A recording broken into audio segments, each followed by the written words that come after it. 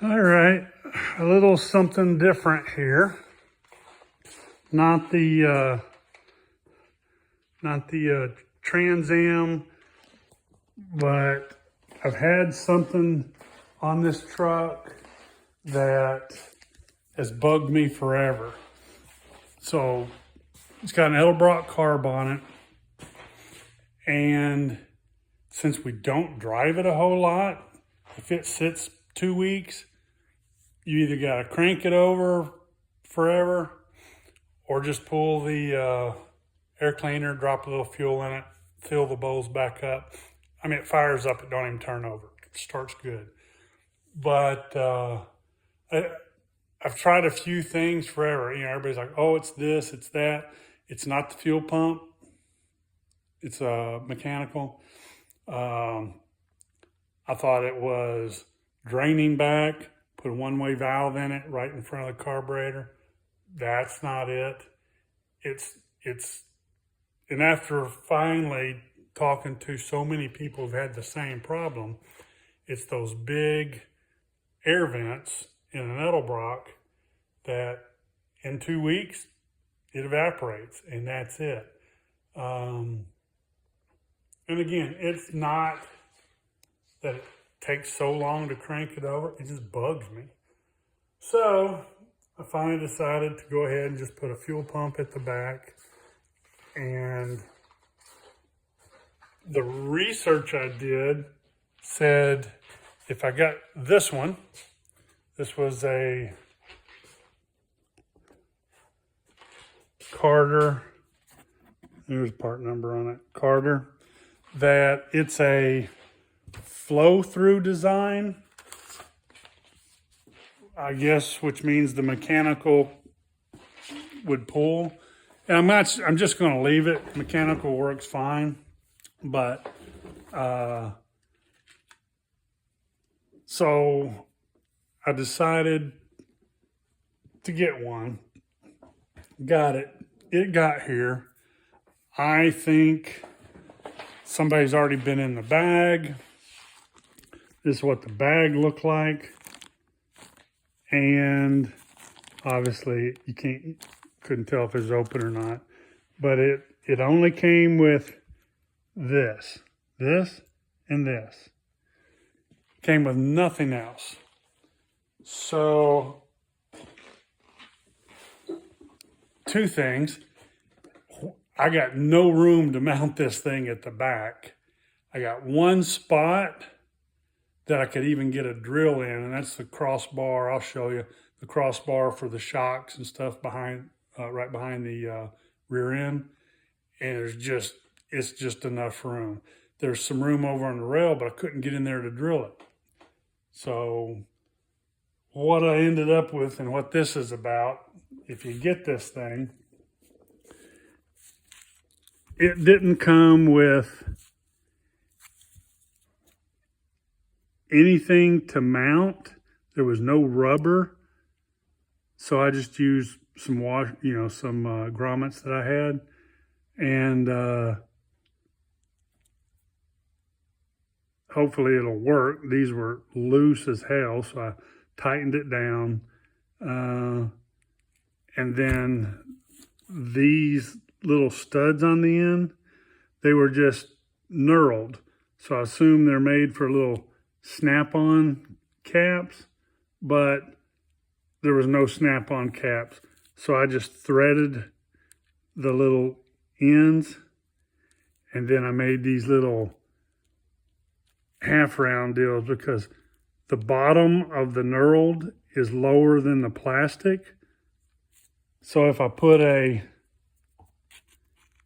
something on there, it was never going to bottom out. The only thing I could rely on was the top. So didn't like that. Put a little rubber thing down here, so now it'll make contact through the top, pull it down. And you barely could see it on here because I'm like, well, which is which? So if you look real close, it was imprinted in there, but so small with my eyes, you couldn't even see it. Anyway, did that. But the hardest thing, like I said, I'll crawl under in a little bit and take a shot. It's it was drilling. Broke a drill bit. You'll see when we get under there. Maybe you can see it. But this is supposed to go from fuel tank right in, out, and to the mechanical. Everybody online, I've looked at trucks, diesels, everything. They say the mechanical will pull right through it because it's a vein, I guess, in there. And so we'll see. But really bad instructions, but it came with this, which shows you another way to do it, which is from the fuel tank through a T. So, and this is a one-way valve. So if you're going to the motor, it's just like normal. And with this thing running, it takes the fuel, pushes it up, and it won't go back into the fuel tank or get caught in a loop because there's a one-way valve there. Now I've got one just in case, but I don't, as long as it'll go through, I don't see a problem with it.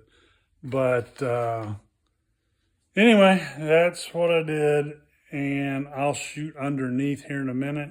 I got a little momentary push button switch that I've always had a hole in here. Let me see if I can see it.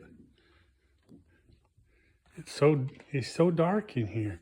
So I made, this is on the old side of the vent, and man, is it hard to see. Let me see if I can get a flash. That's a little better. So my dash is all smooth. I welded little veins in here, so I've got the air conditioner comes out there. Also have made this to where it'll push air out here. And I've always had this little hole here. I put the ignition there, and I found a one temporary push button that'll go right in there. And it will, it should work just fine. So, turn my light off so I don't blind you. I'll crawl under in a minute and show you what I did underneath. But yeah, that's kind of, it was, I guess we were out here for 4 hours. And again, I try not to mess anything up, try to be real careful, but that's what I'm gonna add into this thing. So just be wary when you order this pump. I guess we gotta find out if it even works first. So I'll show you underneath, and then when we get her mounted, that'll be that. Talk to you later. Alrighty, here's what I ended up adding to the truck. As you can see, it's close, but everything will move up. I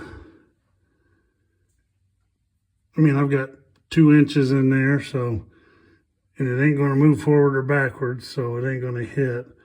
But there's the bed is right there where the bolts are, so I literally had just enough room, and I could have done a cleaner job in this, but I'm like, I'm over it.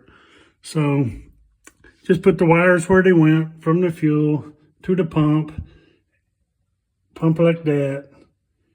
And hang on. And like I said,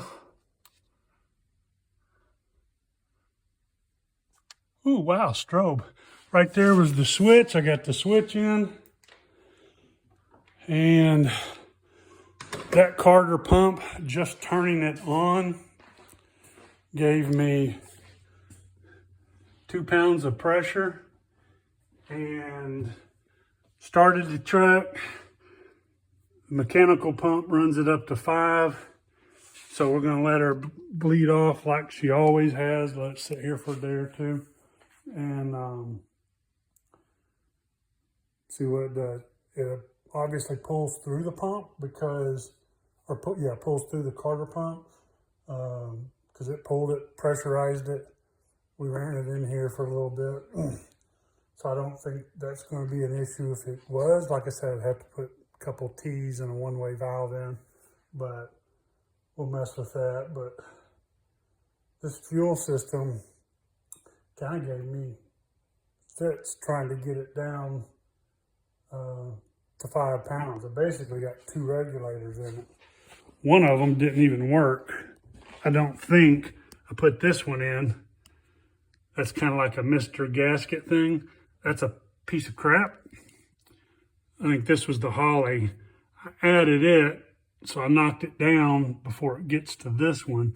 And I'll probably hear one day, I only left this because it's got the gauge on it and it's hard plumbed into there, into the carburetor. So the only thing I would lose would be the little dial. So I really don't care about that. But that's it. If that works, then this works fine. And back to Trans Am's now.